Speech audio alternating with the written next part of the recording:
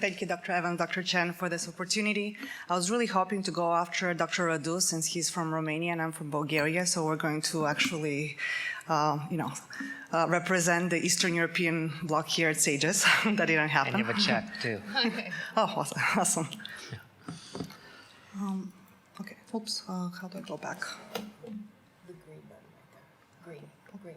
No, but I need to go back. Okay. Oops. Okay. Green. So I have no relevant disclosures.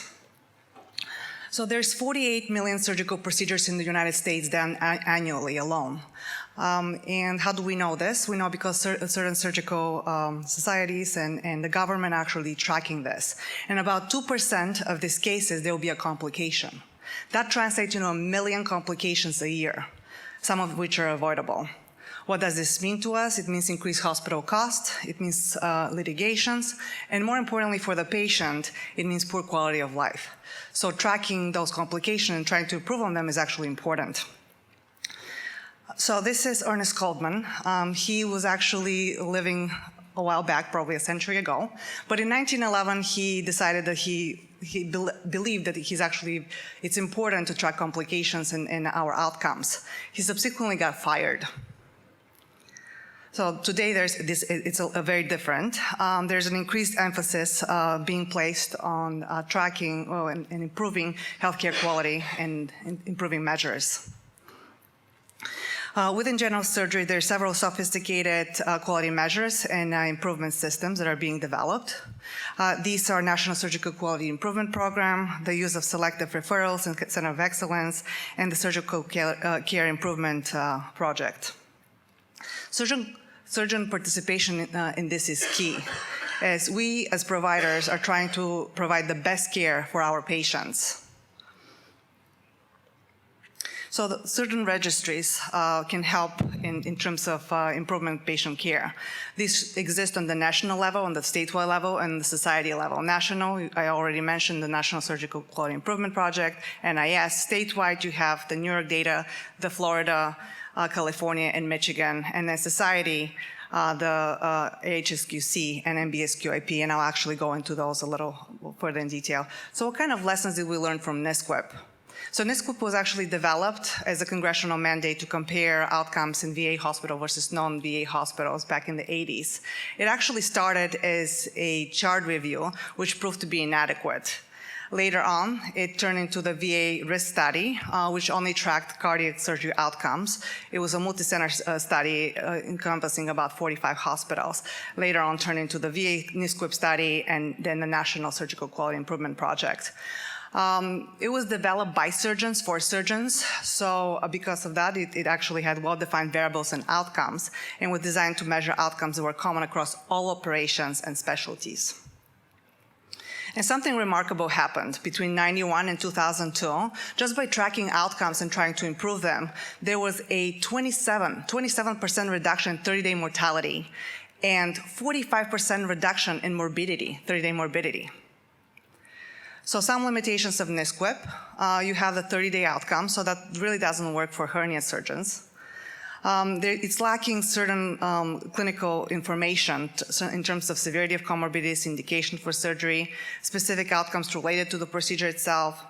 In terms of readmission and ED visits, even though it's supposed to be actually accurate, I'm a little skeptical in terms of when patients present to outside institutions. So going over to a statewide database, New York Sparks, I actually have used this a lot when I was in New York. So it was established in the 70s. Originally actually collected information on discharges, but then currently it actually collects patient characteristics, diagnosis, treatment, services, and charges for each patient in New York, and both inpatient and outpatient visits. And because it's actually unique, there's a unique identifier, every patient is assigned one of those, you can track this in terms of longitudinal data. Again, similar to NSQIP, it lacks clinically rich data because it relies on CPT, ICD-9, and ICD-10 codes. It also lacks intraoperative information, so you can see that why this cannot be really used for hernia surgeons as well. And it's limited by state lines. So if you go outside of the state of New York and you go to New Jersey, you won't capture that information. So because the societies are actually realizing that we need more disease-specific and procedure-specific data outcomes, they have created these data registries. And why is this important for hernia surgeons? Because we'll see this patient in clinic, and this will be 10 years after the original procedure. And also because we do use FDA-approved devices, such as the mesh. And we really don't have any true clinical data for long-term outcomes for this. What happens to mesh in 10, 20 years? Recurrence versus infection. So just to show you, this is from a courtesy of Dr. Andrew Bates from Stony Brook when they attempted to see timing and risk factors for hernia mesh infection longitudinally using the SPARCS database. And out of the 400 patients that they examined from 2005 to 2014, there's such a variability. The mean time, and this is in days, was 613 days, plus minus 741 days. And you can see also the variability in terms of the type of hernia, inguinal versus ventral, lab versus open, elective versus emergent. So registries can actually provide a wider, more diverse population. It can provide information from different clinical environments, different surgeons, and different practices. It can also provide information in terms of longer periods of time. It can be used as a qualitative improvement measure, can be helpful in detecting device safety, such as the mesh, and it can provide immediate feedback on data.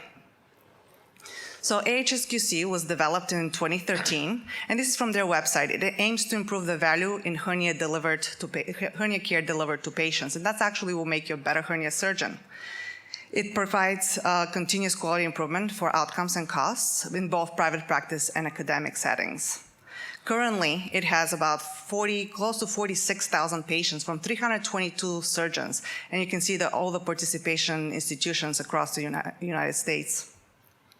So what information is being collected? Information on both inguinal and ventral hernias, patient demographics, preoperative evaluation, operative details, 30-day follow-up, patient entered and surgeon entered long-term follow-up. And it has been extremely successful. You can see here from 2013 to 2018, the exponentially increase in terms of patients being captured, and also what kind of hernia types in terms of ventral versus hernia. Majority has been ventral. So why should you do this? Because it helps patients, and it is free. Well, the catch is you do have to pay your AHS dues, which is $160. It provides peer and institutional comparison, gives you real QI results, and also a CMS-qualified clinical data registry. And more importantly, it provides surgical care, increased throughput, and decreases cost. Thank you.